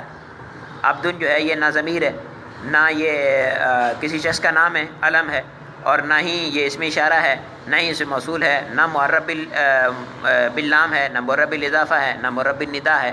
تو یہ 7 قسموں میں سے کسی قسم میں نہیں آ رہا، لہٰذا یہ نکرہ ہوگا. ٹھیک ہے. تو جب بھی کسی چیز کے بارے میں یہ بیان کیا جاتا ہے کہ اس میں اصل یہ ہے، تو اس کا مطلب یہ ہے کہ اس کی اصل کے لیے تو کسی دلیل کی حاجت نہیں ہوگی، اصل سے ہٹانے کے لیے ہمیں دلیل کی حاجت ہوگی. جیسے میں نے آپ کو تھوڑی دیر پہلے بیان کیا تھا کہ اسماء کے اندر اصل جو ہے وہ اعراب ہے، معرب ہونا ہے. تو کسی اسم کے بارے میں جب ہم کہتے ہیں کہ یہ معرب ہے تو اس کے لیے ہمیں دلیل کی حاجت نہیں ہے. کوئی کہتا ہے کہ یہ اسم معرب نہیں ہے بلکہ مبنی ہے، تو اس کو مبنی ثابت کرنے کے لیے دلیل کی حاجت ہوگی. اسی طرح سے افعال ہیں یا حروف ہیں، تو وہ ان میں اصل جو ہے وہ بنا ہے، تو بنا کو ثابت کرنے کے لیے دلیل کی حاجت نہیں ہوگی، بلکہ اس میں سے کوئی معرب ہونا ثابت کرتا ہے تو اس صورت میں اس کے لیے دلیل کی حاجت ہوگی. ٹھیک ہے. میرے خیال میں 3 اسباق ہو چکے ہیں نحو کے، یہ کافی ہیں. ہم تھوڑا ہلکا کے چل، اصل میں آپ لوگ دہرائی کریں اسباق کی. اگر اسباق کی دہرائی نہیں کر رہے تو یہ میرا جو پڑھانا ہے یہ بالکل رائے گاں چلا جائے گا. یہاں پر کوئی صرف و نحو کے یہ دروس نہیں ہو رہے، بلکہ یہ آپ کی دہرائی کروائی جا رہی ہے. دورہ صرف و نحو ہوتا ہے تو اس میں بہت زیادہ اسباق ہوتے ہیں. آج میں دورہ صرف و نحو میں صبح میں پیریڈ پڑھا کے آیا ہوں، تو اس کے اندر تو میں نے صرف جو ہے وہ ماضی کی اقسام تک میں نے ساری کی ساری پڑھا دی ان کو. اب ماضی کے اقسام تک میں نے ساری کی ساری صرف پڑھا دی ہے. وہ اتنے سارے اسباق جو یاد کر کے آئیں گے، پھر نحو والے استاد صاحب نے نحو کے بارے میں پڑھایا ہوگا تو کتنے سارے اسباق ان کو دہرانے پڑیں گے. آپ لوگوں کے لیے اس لیے سہولت یہ بیان کی گئی ہے کہ 2 اسباق ہم لے کے چلیں، نحو کے تھوڑے اسباق لے کے چلیں، صرف کے تھوڑے اسباق لے کے چلیں، تاکہ آپ روزانہ کے سبق کو دہرا سکیں. اور اس کے ساتھ ساتھ فیس بک پر بنانے کا مقصد یہی ہے کہ بعد میں فیس بک پہ وہ پڑھا رہے گا. جو کوئی پڑھنا چاہتا ہے دوبارہ، یعنی صبح میں ٹائم نہیں ملا اسے، دوپہر میں ٹائم نہیں ملا اسے، شام میں ٹائم نہیں ملا، جب اسے ٹائم ملے اس ٹائم وہ نکالے اور نکال کے اس کو دیکھ لے. پھر اس کے بعد ایک بات ہے اس کو اس نے سنا تھا، اس کے بعد اس کو یاد نہیں رہا، پتہ نہیں کیا بات کی تھی، تو اس کو دوبارہ سے نکال کے دیکھ لے. تو اس مقصد کے لیے کہ اس کو فیس بک پہ بنایا گیا ہے اور لائیو رکھا گیا ہے. اور دعا کریں مجھے مزید جو ہے وہ ان کا اس طرح کے کاموں کی اللہ تعالیٰ توفیق دے. مقاصد تو بہت بلند ہیں کہ ہم نے بہت کچھ کرنا ہے. میں تو چاہتا ہوں کہ درس نظامی جو ہے وہ ساری کی ساری کے جو ہیں یہ پائے جائیں، اپنا دروس اور ہر کتاب کے دروس ہوں. جو کتابیں ہماری درس نظامی کے نصاب میں ابھی داخل ہیں ان کے بھی ہوں، جو پہلے داخل تھیں اب داخل نہیں ہیں ان کی بھی ہوں. اور اب تو 6 سالہ درس نظامی جب ہو گیا ہے تو کچھ مزید کتب جو ہیں وہ کم ہو گئی ہیں، ان کے بھی ہوں، دیگر علوم بھی. مقصد یہ ہے کہ جتنا اللہ تعالیٰ نے علم دیا ہے تو اس کو ہم پھیلا دیں، اور اس سے پہلے کہ ہم سینے کے اندر لے کے قبر میں گھس جائیں تو فائدہ کیا ہوگا. علم ہے تو اس کو ہم پھیلائیں، لوگ آگے پھیلائیں گے. آپ بھی آگے بے لوث طریقے سے پھیلائیے، پیسوں کے بغیر. یہاں پہ جب پیسوں کی حاجت پڑ جاتی ہے یا پیسوں کے بندہ پیچھے لگ جاتا ہے تو اس صورت میں پھر جو ہے وہ سارا مقصد جو ہے وہ فوت ہو جاتا ہے. پھر یہ ہوتا ہے کہ مجھے اتنے پیسے دو گے تو میں یہ کام کروں گا، مجھے نہیں دو گے تو میں یہ کام نہیں کروں گا، یا میری ویورشپ نہیں آ رہی. اب مجھے اس میں ویورشپ کی کیا حاجت ہے؟ میرے پاس یہاں پر اس ٹائم جو لائیو دیکھنے والے ہیں 11 افراد موجود ہیں، یہ 10 11 12 اس پہ یہ جو ہے وہ فلیکچویٹ کر رہا ہے. تو اگر افراد میرے پاس زیادہ ہو جاتے ہیں تو میرا کیا فائدہ ہوگا؟ اگر افراد میرے پاس کم ہو جاتے ہیں تو میرا کیا فائدہ ہوگا؟ میرا مقصد نحو اور صرف کو نیٹ پر ڈال دینا ہے. اب اس کے بعد کوئی حاصل کرتا ہے نہیں حاصل کرتا ہے، میں نے اپنی طرف سے تو کام کر دیا. اللہ عز و جل کی طرف سے میں امید رکھتا ہوں کہ وہ مجھے ثواب دے گا. علم صرف سیکھیں گے، علم نحو سیکھیں گے، بقیہ علوم ہیں ان کے حوالے سے بھی انشاءاللہ کوشش کریں گے آہستہ آہستہ جو ہے وہ ان کے لذیذ ترکیب بنے. اگلے سال ایک اس رم بھی کر رہے تھے کہ بلاغت کے اعتبار سے بلاغت کی جو ہے وہ اس کا بھی دورہ کروائیں. تو بلاغت کے اعتبار سے دیکھ لیں گے، کیونکہ اس مرتبہ تو اس کا دورہ ہو گیا اور اس کا دورہ جو ہے اس کو نیٹ پہ ڈال دیا جائے گا مکمل کو. اور اگلی مرتبہ کسی نے اس کا مطالبہ کیا تو ان کو اسی کی طرف کر دیا جائے گا اور دیگر علوم جو ہیں ان کے دورے کیے جائیں گے. رمضان ہی ایک مہینہ ہوتا ہے کہ جس کے اندر فراغت ہوتی ہے، اور پھر اصل جو مسئلہ ہوتا ہے وہ مقام کا تعین ہے اور جگہ کا تعین ہے، پھر سہولیات کا فقدان ہوتا ہے، اور یعنی مطلب ایسا ماحول ہو کہ جہاں پہ شور شرابہ نہ ہو. جیسے یہاں بھی ہے تو ابھی باہر سے ٹریفک گزرتی ہے تو تھوڑا بہت شور آ رہا ہے، آپ کو سنائی دے رہا ہوگا. تو یہ چیزیں جو ہیں وہ ان میں انشاءاللہ عز و جل آپ کی دعائیں میرے ساتھ شامل حال رہی تو انشاءاللہ عز و جل مزے کو بھی مزہ آ جائے گا. جتنے بھی سوالات ہیں ابھی سوالات کیجیے. اللہ اکبر. عمران بھائی السلام علیکم.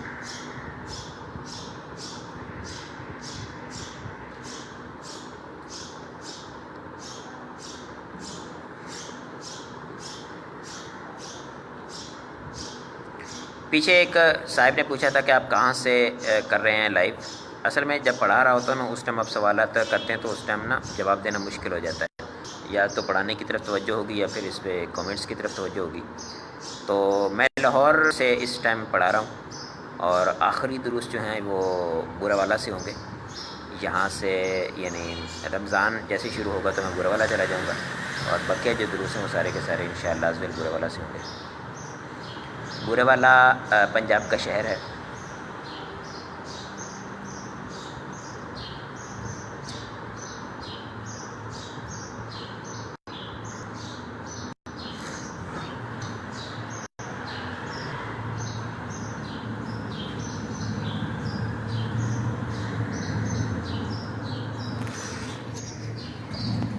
جی کوئی سوال نہیں ہے؟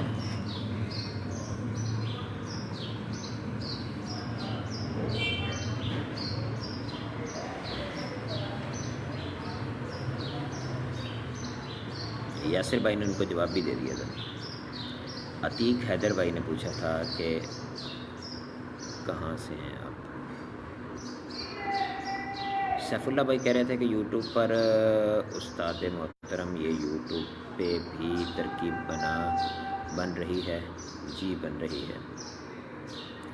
بورڈ پر اگر سمجھا نہیں سکتے،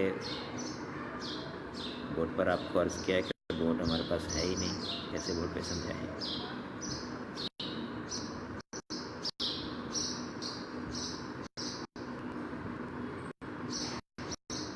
واٹس نمبر آپ کو بتایا ہے کہ واٹس نمبر میرے جو ہیں وہ دو ہیں، ایک زونگ کا ہے اور ایک جیز کا ہے. جیز کا 0307655150 ہے، اور اسی طرح سے جو زونگ کا ہے وہ 03122851 ہے. شہزاد بھائی کہہ رہے ہیں کہ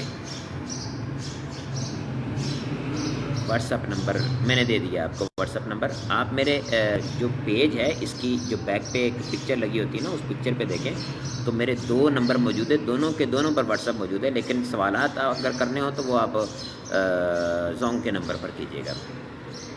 اگر کوئی کہے کہ گردان ہونا بھی فعل کی علامت ہے تو کیا یہ درست ہے؟ تو اس میں فاعل کی گردان بھی ہوتی ہے، اس میں مفعول کی بھی گردان ہوتی ہے، تو اس کو کیا کہیں گے؟ جب ہم گردان کرتے ہیں تو اس کے اندر فعل نہیں کے بعد تمام اسماء شروع ہو جاتے ہیں نا، مضرب مضربان مضارب، مضرب مضربان مضارب.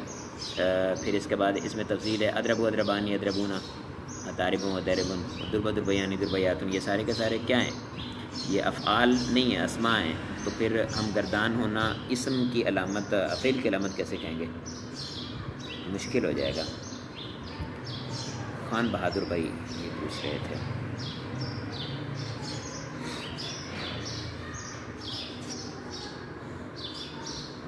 جی مزید سوالات نہیں ہیں.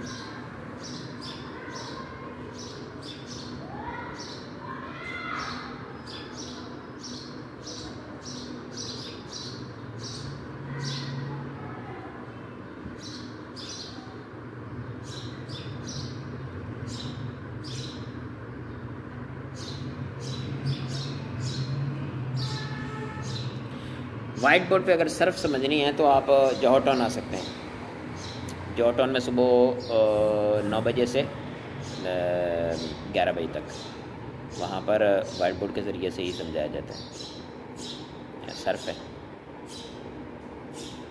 دیگر بھی پاکستان بھر میں جتنے بھی جامعات ہیں ان میں چند جامعات کو منتخب کر کے ان میں دورہ صرف و نحو رکھے گئے ہیں. تو جہاں جہاں آپ پہنچ سکتے ہیں وہاں پہنچیں آپ اور اس سے مستفید ہوں. ان میں سب انتظام ہیں. یہ جو ہے اپنا بورڈ ہے اور کمرے اچھے بالکل بیٹھنے کی جگہ سامنے فیس ٹو فیس آپ سوالات بھی کر سکتے ہیں. یہ سب کچھ اس میں موجود ہے.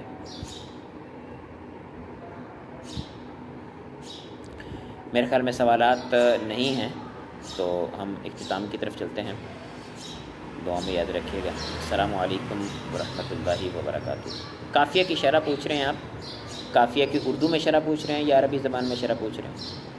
عربی زبان کے اندر تو قافیہ کی شرح جو سب سے بہتر ہے، جو مجھے آسان بھی لگی ہے، طالب علموں کے دماغ اور سٹینڈرڈ کے مطابق ہے، تو وہ صافیہ ہے. کراچی سے چھپی ہے، اس کو آپ لے سکتے ہیں. اور صافیہ کے علاوہ قافیہ کی ایک عربی زبان میں مکتبہ غوثیہ والے جو ہیں انہوں نے ایک حاشیہ چھاپا ہے معشوق علی صاحب کا. وہ حاشیہ جو ہے وہ بھی بہت آسان ہے اور انتہائی، یعنی یوں سمجھ لیجئے کہ وہ قافیہ کی جو شرح ہے صافیہ، یہ اس کا خلاصہ سمجھ لیں، اس کا خلاصہ کر کے لکھا ہوا ہے. اور استاد صاحب عبدالواحد صاحب، علامہ عبدالواحد صاحب دامت برکاتہم العالیہ جو ہیں ان کی طرف سے لکھا ہوا حاشیہ ہے وہ بھی بہترین ہے. ہمارے استاد صاحب ہیں اور ان کا حاشیہ بھی کمال ہے. یعنی میں نے جتنی بھی مرتبہ قافیہ پڑھائی ہے تو مجھے اس حاشیے کے علاوہ اور کسی کتاب کی حاجت نہیں ہوئی. ساری کی ساری بات جو ہے وہ اسی حاشیے سے حل ہو جاتی ہے. اور جب وہ حاشیہ نہیں ہوتا تو پھر میں صافیہ کی طرف توجہ کرتا تھا. بقیہ ملا جامی بہترین اس کی شرح ہے، لیکن ملا جامی میں وہ بعض اوقات طالب علموں کے ذہنوں میں ڈال دیا جاتا ہے کہ نہیں جی ملا جامی کوئی بڑی عظیم کتاب ہے اور یہ کوئی آسان نہیں ہے پڑھنا، مشکل ہے، یہ ہے وہ ہے. تو وہ طالب علموں کا ایسی ذہن بنا ہوتا ہے کہ مشکل ہے تو اس وجہ سے ان کو مشکل ہی لگتی ہے، وہ نہیں پڑھ پاتے. تو یہ ذہن نہ بنائیں آپ ملا جامی کی طرف بھی توجہ کر کے دیکھا کریں. انشاءاللہ اس میں بھی آپ کو بہت ساری مفید باتیں پتہ چلیں گی. وہ آسانی سے جو ہے وہ سمجھی جا سکتی ہے. کچھ مقام ایسے ہیں کہ جہاں پہ آپ کو مشکل ہوگی، بقیہ اکثر مقامات تو ایسے ہیں کہ بالکل آسانی سے آپ قافیہ کو سمجھ سکتے ہیں اس کے ذریعے سے. اردو شرح اگر پڑھی جائے تو کیا صلاحیت ختم ہو جاتی ہے؟ اردو شرح پڑھنے سے صلاحیت پتہ کیا ہے، اردو شرح پڑھنے سے کوئی صلاحیت ختم ہونے یا نہ ہونے کا تعلق نہیں ہے. بات یہ ہوتی ہے کہ ہم عربی زبان کے بارے میں قواعد و ضوابط پڑھ رہے ہوتے ہیں. تو عربی زبان کے جب ہم قواعد و ضوابط پڑھ رہے ہیں تو ان کے پریکٹس کے لیے ہمیں کچھ عربی کتابیں چاہیے. اب بدقسمتی ہماری یہ ہے کہ ہم کو ادب کی کتاب تو پڑھتے نہیں ہیں. تو ادب کی کتاب پڑھیں گے تو وہ بھی نصاب کے لیے پڑھیں گے اور پیپر دیے اور اس کے بعد ختم، دماغ ہمارا فارغ. تو کچھ نہ کچھ عربی کا قواعد کا اجراء اور قواعد کا ذہن میں رکھنا یہ ہمارا صرف اسی صورت میں ہو سکتا ہے کہ ہماری جو نصابی کتابیں ہیں وہی کم از کم ہم عربی میں پڑھ لیں. تو اس لیے کہا جاتا ہے کہ عربی کتابیں ہم پڑھیں، ہم اردو شروحات کی طرف نہ جائیں. وگرنہ اردو شرح پڑھنے سے صلاحیت ختم نہیں ہوتی، لیکن یہ ہے کہ اردو شروحات جو ہیں وہ پائے کی ملتی بھی بہت کم ہے. یعنی آپ 10 اردو شروحات اگر لیں گے تو ان میں سے شاید آپ کو ایک آدھ جو ہے وہ مل جائے پائے کی، وگرنہ اردو شرح آپ کو کوئی پائے کی اردو شرح نہیں ملے گی. تقریباً جو ہے وہ فضول قسم کی ہوتی ہیں. فیاض بھائی پوچھ رہے ہیں کہ ٹائمنگ کیا ہے؟ 2 بجے شروع کرتے ہیں، اختتام کا کوئی پتہ نہیں ہے. کل بھی ہمارا 1 گھنٹے میں ختم ہو گیا تھا، آج بھی تقریباً 1 گھنٹے میں ہی ختم ہونے کے قریب ہے. یہ ہاں جی 3:09 ہو چکے ہیں، تو 1 گھنٹے میں ہی ختم ہونے کے قریب ہے. ٹھیک ہے جی، میرے خیال میں مزید سوالات نہیں ہیں. السلام علیکم ورحمۃ اللہ وبرکاتہ.